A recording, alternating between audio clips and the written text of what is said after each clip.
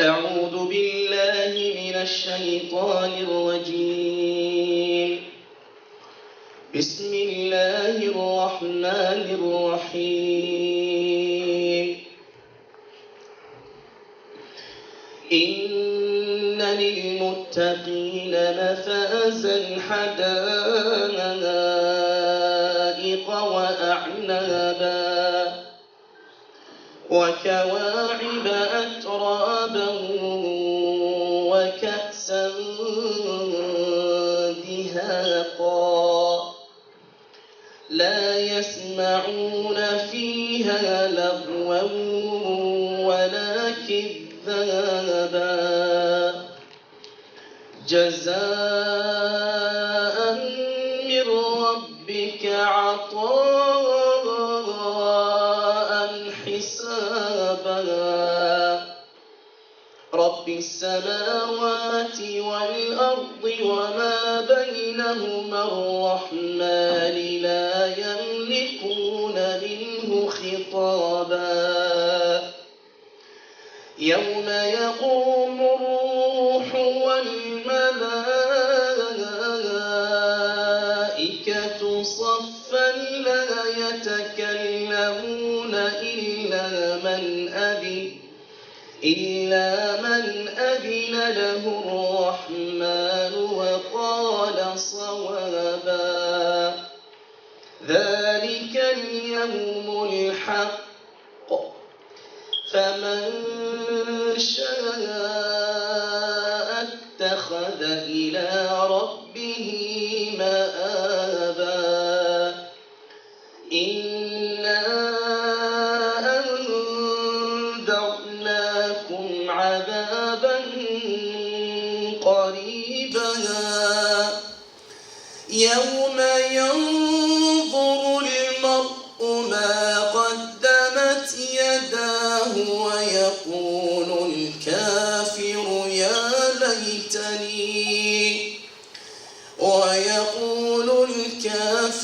يا ليتني كنت ترابا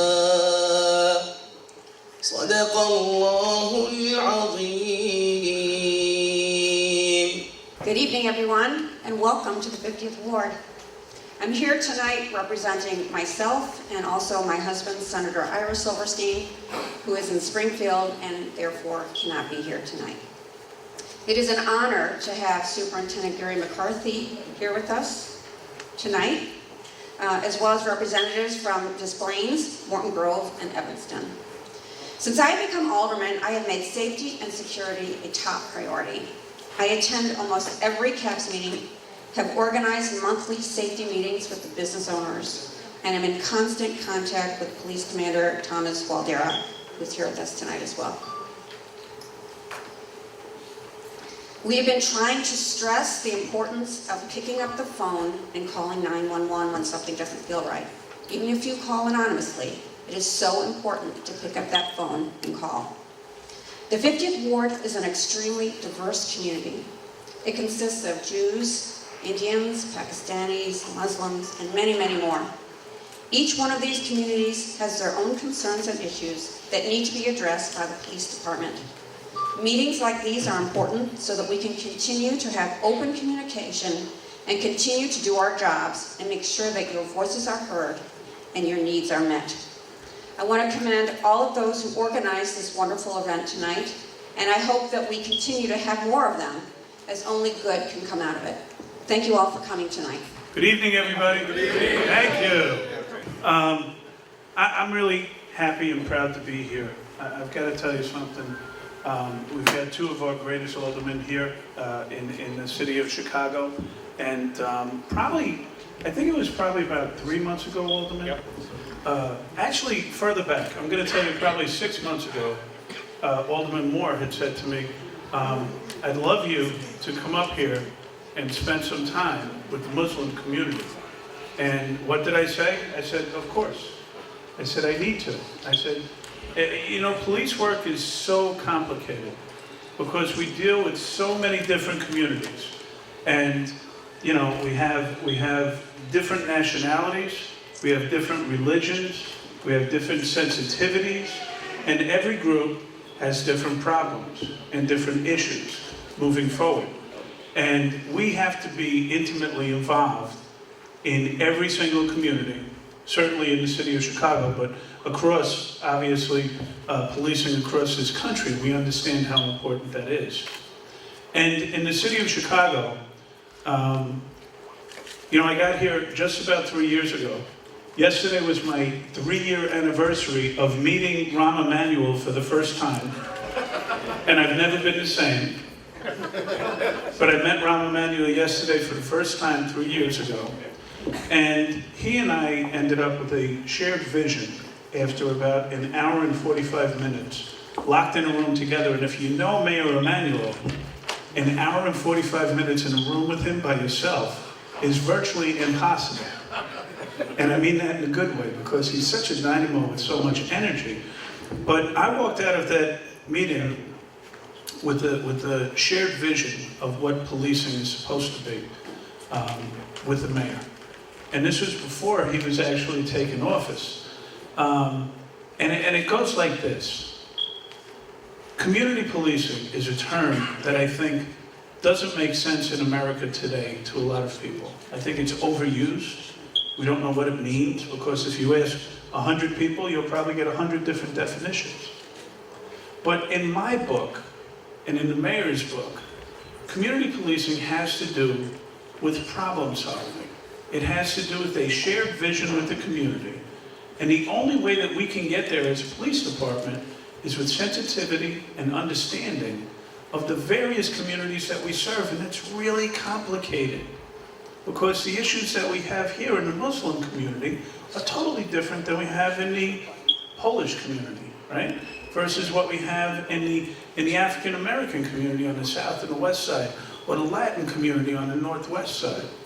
So there's only a couple of ways that we can actually achieve that. And the vision that the mayor and I had was a simple one. And I'm going to tell you that today, 3 years later, it's still that simple. It's about the same cops. I'm sorry, in Chicago we say coppers, right?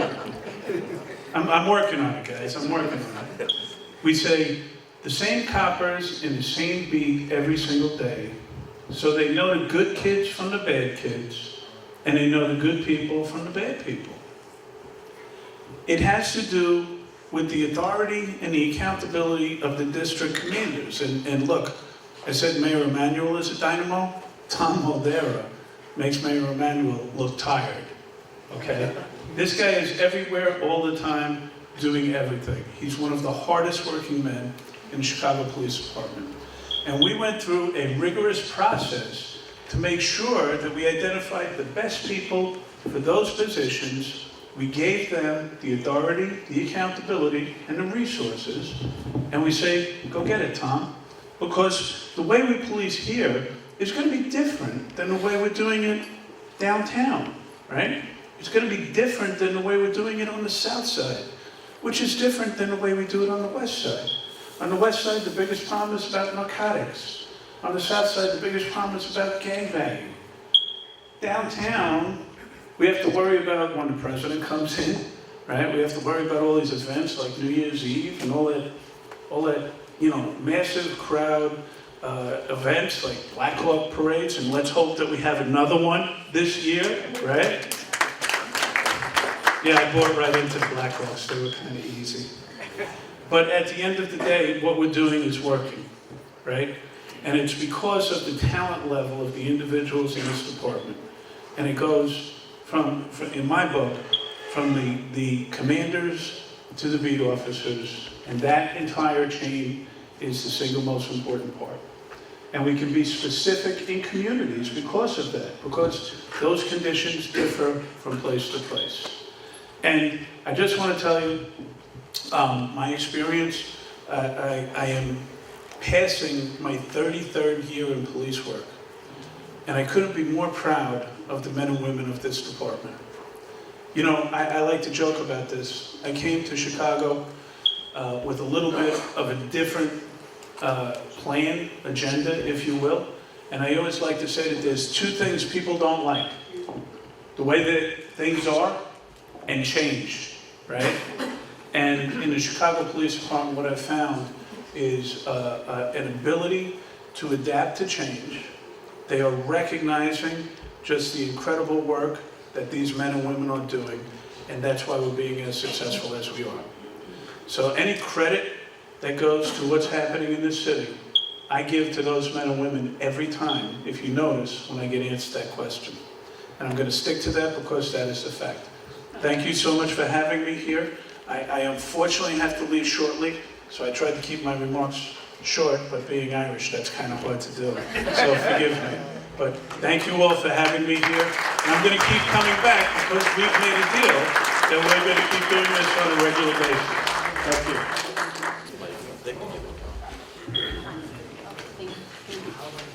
Okay, as a criminal defense attorney, that's one of the things that I do practice, and there's a perception of bias when it comes to dealing with the police dealing with the Muslim community. This has unfortunately resulted in a greater distrust with the police.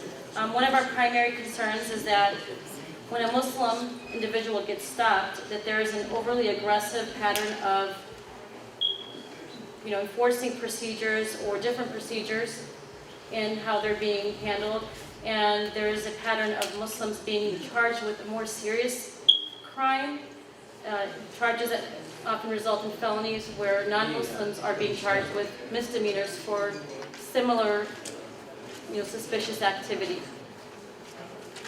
So that was one of the concerns that I wanted to address, that I do get a lot of complaints from the community. This one is related, and I can ask this one as well. This is from somebody sitting out in the audience. The Muslim community feels that they are targeted by police because of being Muslim. Can't read what the bottom of this says. From the Pakistan. This is from the Pakistan Times newspaper. I guess I'll. Comments on that? I would be happy to chime in on that. The Morton Grove Police Department has been working with our mosque and school for the past 20 years. So we have, long before 9/11, we've established a relationship and contacts inside the community, inside of Morton Grove. We had a couple instances that occurred in Morton Grove where stops and frisks occurred. And I believe with the culture of policing and the concerns for hate crime or bias, with them being at the forefront of your community, it was fortunate for Morton Grove that we had the good relationships and they came and they talked to us. After about an hour-long meeting, Habeeb, I don't recall if you were there or not, but I think you remember the incident. After an hour-long meeting, we had the ability to listen to the concerns and actually explain the reason why the police officers acted in which they did. And really, we were chasing down some guys that just did an armed robbery on a gas station a block away. And the person we talked to fit the description to a T to the offender. But really the most powerful thing that happened is the relationships that existed.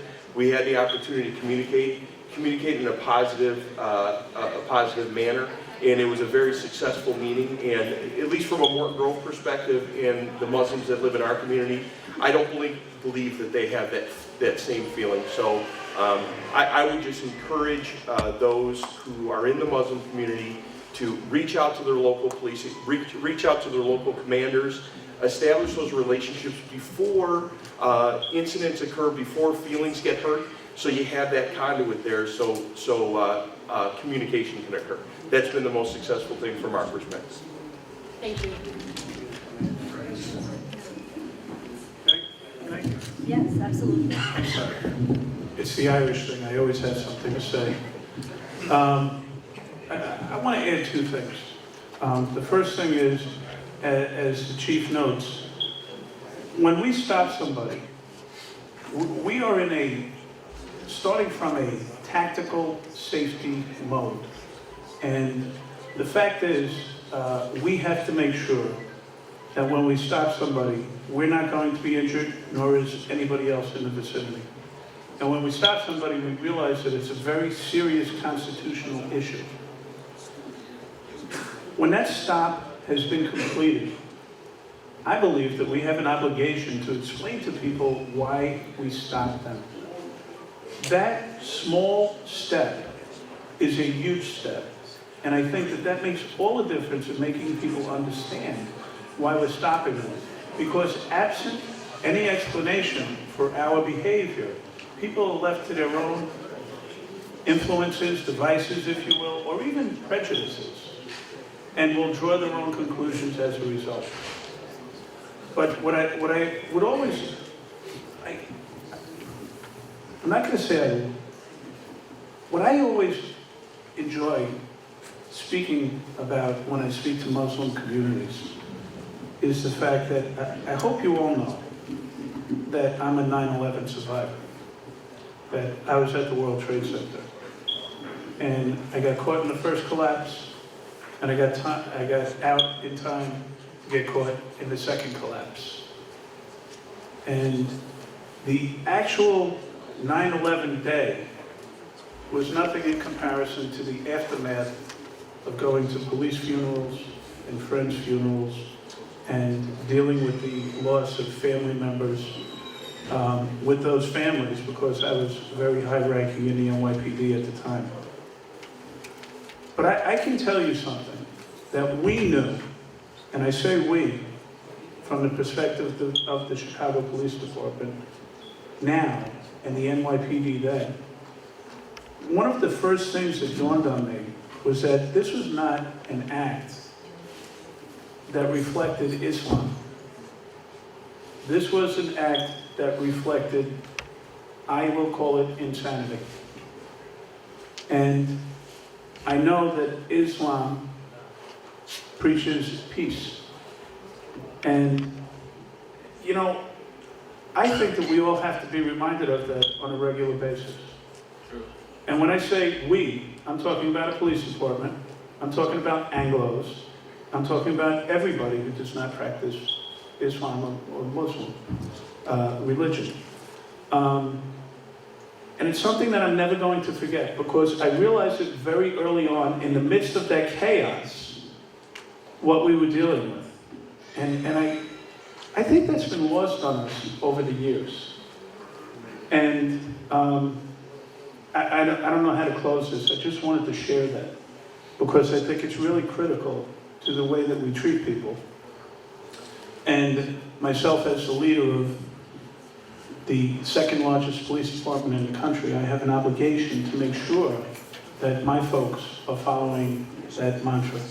So I wanted to kind of get that out here. So I apologize for reflecting, but I thought it was important. If I could go back to your question regarding the charging decisions that are made. In the suburbs of Chicago, we, the police departments, do not make those charging decisions by ourselves. We must go through